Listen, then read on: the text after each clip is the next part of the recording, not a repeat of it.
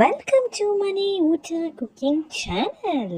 ಇವತ್ತು ನಾವು ಮಾವಿನಕಾಯಿ ಬಳಸಿ ಮಾವಿನಕಾಯಿ ಶಾವಿಗೆ ಚಿತ್ರಾನ್ನ ಮಾಡೋದು ಹೇಗೆ ಎಂದು ನೋಡೋಣ ಬನ್ನಿ. ತುಂಬಾ ಸಿಂಪಲ್. ಫಸ್ಟ್ ಈ ಪ್ರೋಸೆಸ್ ಇದೆ, ಮೇನ್ ಇಂಪಾರ್ಟೆಂಟ್ ಪ್ರೋಸೆಸ್. ಅದರಲ್ಲಿ ಫಸ್ಟ್ ಮೊದಲು ಒಂದು ಪಾತ್ರೆಗೆ ನಿಮಗೆ ಎಷ್ಟು ಬೇಕೋ ಅಷ್ಟು, ನೀವು ಎಷ್ಟು ಹಾಕ್ಕೊಳ್ತಾ ಇದ್ದೀರೋ ಶಾವಿಗೆನ ಆ ಕ್ವಾಂಟಿಟಿ ನೋಡಿಕೊಂಡು ಅಷ್ಟು ನೀರನ್ನ ಹಾಕ್ಕೊಳ್ಳಿ. ನಾವು 180 ಗ್ರಾಮ್ಸ್ ಶಾವಿಗೆಗೆ ಒಂದು ಫುಲ್ ಕುಕ್ಕರ್ ಅಷ್ಟು ನೀರು ಇಟ್ಕೊಂಡಿದ್ದೀವಿ. ನಂತರ ಅದಕ್ಕೆ 1 ಟೀ ಸ್ಪೂನಷ್ಟು ಎಣ್ಣೆಯನ್ನು ಹಾಕಿಕೊಳ್ಳಿ. ನಂತರ 1 ಟೀ ಸ್ಪೂನಷ್ಟು ಉಪ್ಪನ್ನು ಹಾಕಿಕೊಂಡು ಅದು ಚೆನ್ನಾಗಿ ಕುದಿಯಲು ಬಿಡಿ. ಅದು ಚೆನ್ನಾಗಿ ಕಾಯಬೇಕು ನೀರು. ನಾವು ಇಂಡಕ್ಷನ್ ಸ್ಟವಲ್ಲಿ ಮಾಡ್ತಾ ಇರೋದು. ಅದು ಚೆನ್ನಾಗಿ ಕಾದ ನಂತರ ಶಾವಿಗೆ ಪ್ಯಾಕೆಟ್ 180 ಗ್ರಾಮ್ಸ್ ಶಾವಿಗೆ ಪ್ಯಾಕೆಟ್ ಇರುತ್ತಲ್ವ, ಆ 180 ಗ್ರಾಮ್ಸ್ ಅನಿಲ್ ಶಾವಿಗೆ ಪ್ಯಾಕೆಟ್ನ ತೊಗೊಂಡು ಹಾಕ್ತಾ ಇದ್ದೀವಿ. ಫುಲ್ ಹೋಲ್ ಪ್ಯಾಕೆಟ್ನ ಹಾಕ್ಕೊಳ್ತಾ ಇದ್ದೀವಿ. ನಾವು ಬೇಕೋ ಅದನ್ನು ಹಾಕ್ಕೊಳ್ಬೋದು, ಯಾವುದು ಅವೈಲೇಬಲ್ ಇದೆಯೋ ಅದನ್ನು ಹಾಕ್ಕೊಳ್ಬೋದು ಶಾವಿಗೆನ. ನಂತರ ಇದನ್ನು ಇದೇ ಮೇನ್ ಪ್ರೋಸೆಸ್ ಇದರಲ್ಲಿರೋದು. ಇದು ಚೆನ್ನಾಗಿ ಕಾಯಬೇಕು. ನೀರು ಚೆನ್ನಾಗಿ ಕಾದ್ಮೇಲೆ ಸ್ವಲ್ಪ ಹಾಕಿರ್ತೀವಲ್ವ, ಇದೆಲ್ಲ ಸ್ವಲ್ಪ ವೈಟಿಶ್ ಕಲರ್ ಬರುತ್ತೆ, ಅಲ್ಲಿವರೆಗೂ ಸ್ವಲ್ಪ ಕಾಯಿಸಿ ನೋಡಿ. ಈ ಥರ ವೈಟ್ ಬರೋವರೆಗೂ, ಇಲ್ಲಿವರೆಗೂ ನೀವು ಕುದಿಸ್ಬೇಕು. ಈ ಥರ ಕಟ್ ಮಾಡಿದ್ರೆ ನೀಟಾಗಿ ಈಸಿಯಾಗಿ ಕಟ್ ಆಗಬೇಕು ಶಾವಿಗೆ, ಅಲ್ಲಿವರೆಗೂ ನೀವು ಇದು ಮಾಡ್ಕೊಳ್ಬೇಕು. ನಂತರ ಅದನ್ನು ಒಂದು ಸ್ಟೈನರ್ಗೆ ಹಾಕಿ ಸಪ್ರೇಟಾಗಿ ಎತ್ತಿಟ್ಕೊಳ್ಳಿ ಶಾವಿಗೆನ. ನಂತರ ಒಂದು ಪ್ಯಾನಿಗೆ 1 ಟೀ ಸ್ಪೂನ್ ಎಣ್ಣೆಯನ್ನು, 1-2 ಸ್ಪೂನ್ ಎಣ್ಣೆಯನ್ನು ಹಾಕಿಕೊಳ್ಳಿ. ಸಾಸಿವೆಯನ್ನು ಹಾಕಿಕೊಳ್ಳಿ. ಕರಿಬೇವಿನ ಸೊಪ್ಪನ್ನು ಹಾಕಿಕೊಳ್ಳಿ. ಕರಿಬೇವಿನ ಸೊಪ್ಪು ಮತ್ತು ಸಾಸಿವೆ ಚಿಟಪಟ ಅಂದ ನಂತರ ಉದ್ದಿನಬೇಳೆಯನ್ನು ಹಾಕಿಕೊಳ್ಳಿ. ಉದ್ದಿನಬೇಳೆಯನ್ನು ನಿಮಗೆ ಎಷ್ಟು ಬೇಕೋ ಅಷ್ಟು ಉದ್ದಿನಬೇಳೆ ಹಾಕೊಬೋದು. ಉದ್ದಿನಬೇಳೆ ಜಾಸ್ತಿ ತಿಂತೀರಾ ಅಂದರೆ ಜಾಸ್ತಿ ಹಾಕ್ಕೊಳ್ಳಿ, ಕಮ್ಮಿ ಅಂದರೆ ಕಮ್ಮಿ ಹಾಕ್ಕೊಳ್ಳಿ. ನಂತರ ಕಡಲೆಬೇಳೆಯನ್ನು ಹಾಕಿಕೊಳ್ಳಿ. ಕಡಲೆಬೇಳೆನೂ ಅಷ್ಟೇ ನಿಮ್ಮ ಇಷ್ಟ, ಬೇಕಂದರೆ ಕಡಲೆಕಾಯಿ ಬೀಜನೂ ಹಾಕ್ಕೊಳ್ಬೋದು. ಇದಕ್ಕೆ ನಾವು ಕಡಲೆಕಾಯಿ ಬೀಜ ಅಷ್ಟು ತಿನ್ನಲ್ಲ, ಅದಕ್ಕೋಸ್ಕರ ನಾವು ಅದಷ್ಟೊಂದು ಪ್ರಿಫರ್ ಮಾಡಲಿಲ್ಲ. ನಂತರ ಇದಕ್ಕೆ ನಿಮ್ಮ ಖಾರಕ್ಕೆ ಅನುಗುಣವಾಗಿ ಹಸಿಮೆಣಸಿನ್ಕಾಯಿನ ಈ ಥರ ಸ್ಲಿಟ್ ಮಾಡಿಬಿಟ್ಟು ಹಾಕ್ಕೊಂಡು ಫ್ರೈ ಮಾಡ್ಕೊಳ್ಳಿ. ನಾವು ಖಾರ ಕಮ್ಮಿ ತಿನ್ನೋದ್ರಿಂದ ಒಂದು ಹಸಿಮೆಣಸಿನ್ಕಾಯಿನ ಸ್ಲಿಟ್ ಮಾಡಿ ಹಾಕ್ಕೊಂಡಿದ್ದೀವಿ. ಆ ಹಸಿಮೆಣಸಿನ್ಕಾಯಿ ಸ್ವಲ್ಪ ಫ್ರೈ ಆಗಬೇಕು. ಒಂದು ಲೈಟಾಗಿ 1-2 ಸೆಕೆಂಡ್ ಈ ಥರ ಫ್ರೈ ಮಾಡ್ಕೊಂಡ್ರೆ ಸಾಕು. ನಂತರ ಇದಕ್ಕೆ ಉದ್ದಕ್ಕೆ ಹೆಚ್ಚಿರುವ ಈರುಳ್ಳಿಯನ್ನು ಹಾಕ್ಕೊಳ್ಬೇಕು. ಇದಂತೂ ಲಂಚ್ ಬಾಕ್ಸ್ಗೆ ಮತ್ತು ಟಿಫನ್ಗಂತೂ ತುಂಬಾ ಟೇಸ್ಟಿಯಾಗಿರುತ್ತೆ. ಲೈಟಾಗಿ ಏನಾದರೂ ತಿನ್ನಬೇಕು ಅನಿಸ್ದಾಗ ಈ ಥರ ಟ್ರೈ ಮಾಡಿ ನೋಡಿ.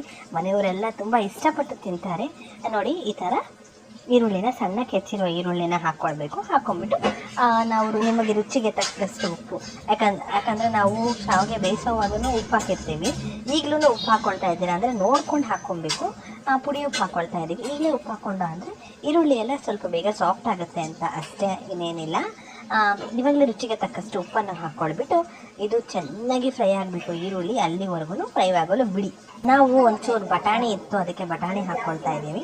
ಬಟಾಣಿ ಕಂಪ್ಲೀಟ್ಲಿ ಆಪ್ಷನಲ್, ನಿಮಗೆ ಇಷ್ಟ. ಅದು ಬಟಾಣಿನೂ ಈಗಲೇ ಹಾಕ್ಬಿಟ್ರೆ ಚೆನ್ನಾಗಿ ಫ್ರೈ ಆಗುತ್ತೆ ಅಂತ. ಬೇಯಿಸ್ಬಿಟ್ಟು ಬೇಕಾದರೂ ಹಾಕ್ಬೋದು, ಹೀಗೇನು ಹಾಕ್ಬೋದು. ಅದು ಎಣ್ಣೆಯಲ್ಲಿ ಚೆನ್ನಾಗಿ ಫ್ರೈ ಆಗುತ್ತೆ. ಅದು ಈರುಳ್ಳಿ ಹಾಕಿದಾಗಲೇ ಹಾಕಿದ್ರೆ ಎಣ್ಣೆಯಲ್ಲಿ ಚೆನ್ನಾಗಿ ಫ್ರೈ ಆಗುತ್ತೆ. ಬಟಾಣಿ ಇತ್ತು ಅಂದರೆ ಹಾಕ್ಕೊಳ್ಳಿ, ಇಲ್ಲ ಅಂದರೆ ಬೇಡ, ಪರವಾಗಿಲ್ಲ. ಬಟಾಣಿ ಇಲ್ಲದೇನೂ ಟೇಸ್ಟಿಯಾಗಿರುತ್ತೆ. ಅದು ಅಷ್ಟೇ ಚೆನ್ನಾಗಿ ಫ್ರೈ ಆಗಬೇಕು. ಈರುಳ್ಳಿ ಎಲ್ಲ ಚೆನ್ನಾಗಿ ಸಾಫ್ಟ್ ಆದ ನಂತರ ಈಗ ಇದಕ್ಕೆ ಅರಿಶಿಣದ ಪುಡಿ 1 ಟೀ ಸ್ಪೂನಷ್ಟು ಹಾಕ್ಕೊಳ್ತಾ ಇದ್ದೀವಿ. ಅರಿಶಿಣದ ಪುಡಿ ನಿಮಗೆ ಕಲರ್ಗೆ ಅಷ್ಟೇ. ನಿಮಗೆ ಅಕಸ್ಮಾತ್ ಅರಿಶಿಣದ ಪುಡಿ ಬೇಕಾಗಿಲ್ಲ ಅಂದರೆ ಅದು ಕೂಡ ಆಪ್ಷನಲ್. ಇದು ತುಂಬ ಸಿಂಪಲ್ ರೆಸಿಪಿ, ತುಂಬ ಈಸಿ ರೆಸಿಪಿ. ಮಾವಿನಕಾಯಿ ಇದ್ದರೆ ಮಾವಿನಕಾಯಿ ಹಾಕ್ಕೊಳ್ಳಿ, ಇಲ್ಲ ಅಂದರೆ ಮಾವಿನಕಾಯಿ ಬದಲು ನಿಂಬೆಹಣ್ಣು ಹಾಕ್ಕೊಳ್ಳಿ ಅಷ್ಟೇ.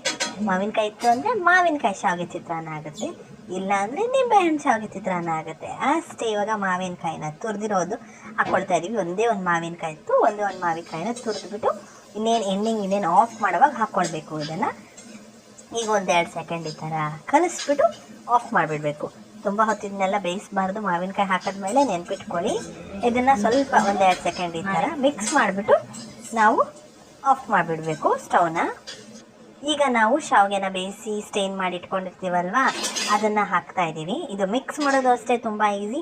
2 ಸ್ಪೂನ್ನ ಈ ಥರ ಇಟ್ಕೊಂಡ್ಬಿಟ್ಟು ಚೆನ್ನಾಗಿ ಕಲಿಸ್ತಾ ಅಂದರೆ ಈಸಿಯಾಗಿ ಮಿಕ್ಸ್ ಆಗುತ್ತೆ. ತುಂಬಾ ಟೇಸ್ಟಿಯಾಗೂ ಇರುತ್ತೆ. ನೋಡಿ, ಈ ಥರ ಮಿಕ್ಸ್ ಮಾಡಿಕೊಂಡ್ರೆ ಈಸಿಯಾಗೂ ಮಿಕ್ಸ್ ಆಗುತ್ತೆ. ಶಾವಿಗೆನೂ ಜಾಸ್ತಿ ಕಟ್ಟಾಗಿರಲ್ಲ, ಹೆಂಗಿರುತ್ತೋ ಹಾಗೇ ಇರುತ್ತೆ. ಈ ಮಕ್ಕಳೆಲ್ಲ ನೂಡಲ್ಸ್ ಎಲ್ಲ ಕೇಳಿದಾಗ ಆ ನೂಡಲ್ಸಲ್ಲೆಲ್ಲ ಕೆಮಿಕಲ್ಸ್ ಎಲ್ಲ ಹಾಕಿರ್ತಾರೆ ಅಂತ ಅನ್ನಿಸ್ತು ಅಂದಾಗ ನೀವೇನಾದರೂ ಈ ಥರ ಶಾವಿಗೆ ಚಿತ್ರಾನ್ನ ಮಾಡಿಕೊಟ್ರೆ ಅಂದರೆ ಮಕ್ಕಳು ಸಹ ನೂಡಲ್ಸ್ ಅಂದ್ಕೊಂಡು ಇಷ್ಟಪಟ್ಟು ತಿಂತಾರೆ. ಮಕ್ಕಳಿಗೆ ಟಿಫನ್ ಬಾಕ್ಸ್ಗೂ ಸಹ ನೀವು ಹಾಕಿ ಕಳಿಸ್ಬೋದು, ಸ್ಕೂಲ್ಗೂ ಸಹ ಹಾಕಿ ಕಳಿಸ್ಬೋದು. ತುಂಬಾ ಟೇಸ್ಟಿಯಾಗಿರುತ್ತೆ. ನೀವು ಬೇಕಂದರೆ ಇದನ್ನ ಸರ್ವ್ ಮಾಡೋವಾಗ ಕಾಯಿ ತುರಿನ ಫ್ರೆಶ್ ಕಾಯಿ ತುರಿನ ಹಾಕಿ ಗಾರ್ನಿಷ್ ಮಾಡ್ದೆ ಅಂದರೆ ಮಾವಿನಕಾಯಿ ಶಾವಿಗೆ ಚಿತ್ರಾನ್ನ ಎಷ್ಟು ಚೆನ್ನಾಗಿರುತ್ತೆ. ಒಂದ್ಸತಿ ಈ ಥರನೂ ಟ್ರೈ ಮಾಡಿ ನೋಡಿ. ಮಾವಿನಕಾಯಿ ಶಾವಿಗೆ ಚಿತ್ರಾನ್ನ ಸವಿಯಲು ಸಿದ್ಧ. ಮಾಡ್ಕೊಳ್ಳಿ, ತಿನ್ಕೊಳ್ಳಿ. ನಿಮಗೆ ನಮ್ಮ ಚಾನಲ್ ಇಷ್ಟವಾದಲ್ಲಿ ಪ್ಲೀಸ್ ಲೈಕ್, ಶೇರ್, ಸಬ್ಸ್ಕ್ರೈಬ್ ಮಾಡಲು ಮಾತ್ರ ಮರಿಬೇಡಿ. Thank you for watching.